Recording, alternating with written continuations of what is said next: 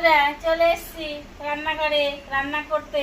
আজকে আর বাজারে যাইনি, গরম পড়েছে তো, ঘরে একটু আধটু ছিল, ওই দিয়েই করব। এই যে এই কপিস মাছ ছিল ঘরের জিনিস দিয়ে, এই যে ছিল দই একটু ছিল, এইটা দিয়ে আমি এই রুই মাছটা দই রুই করব। দই রুই হবে।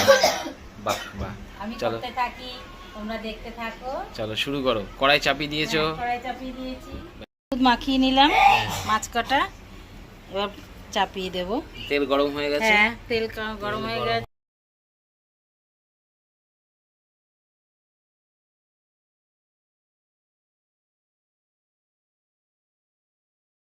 তেজপাতা, শুকনো লঙ্কা, একটু সাদা জিরা আর আস্ত গরম মশলা দিয়েছি তো। আর আগে রসুনটা দিই, হ্যাঁ, রসুনটা একটু ভালো করে ভেজে নিয়ে দিলে রসুনের গন্ধটা বেরোবে। আচ্ছা, পেঁয়াজ আদা দিয়ে দিলাম। পেঁয়াজ আদা দিয়ে দিন, তাই তো? এটা ভালো করে কষবে। হ্যাঁ, হ্যাঁ, কাটিয়ে নিয়ে মাছটাকে মাখবো আমি। আচ্ছা, এবার মাছের উপরে দিয়ে দেবো, এটা পরে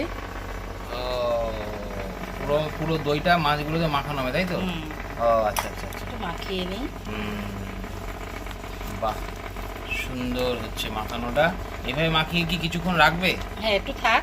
আচ্ছা আচ্ছা, ওদিকে ভাজা হচ্ছে হোক। হ্যাঁ, এদিকে এটা তো কষানো ভাজানো হচ্ছে, ঠিক আছে। ওকে, দিয়ে দিলাম, পুরো দিলাম গোলমরিচ আর হচ্ছে ধনে জিরে, তাই তো? হ্যাঁ, একটুখানি জল দিলে, জল দিয়ে মশলাটাকে তাহলে ভালো ভাজা হয়, ভালো করা ভাজা হয় হবে, না। কষা হবে, তাই না? হ্যাঁ, কষানো হয়ে গেছে। হয়ে গেছে। আমি এই জলটা দিয়ে দিবে, তাই তো? দইয়ের যে জলটা ছিল, ওই জলটা। দইয়ের বাটি লঙ্কা কটা দিলাম।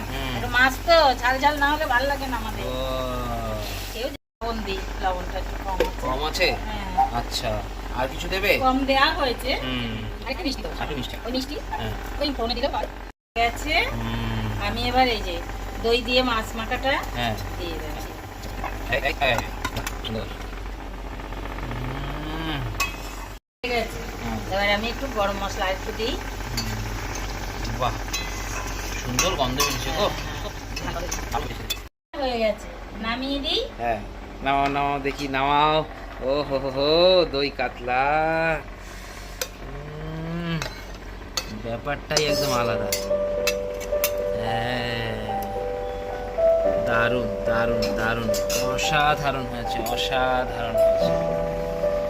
সুন্দর একটা রেসিপি তৈরি হয়ে গেল। হ্যাঁ, হ্যাঁ, বাহ, সুন্দর। এটা হয়ে গেল। তোমরাও এইভাবে করে খাবে। হ্যাঁ, আমার সাথে থেকো, পাশে থেকো, সবাই সুস্থ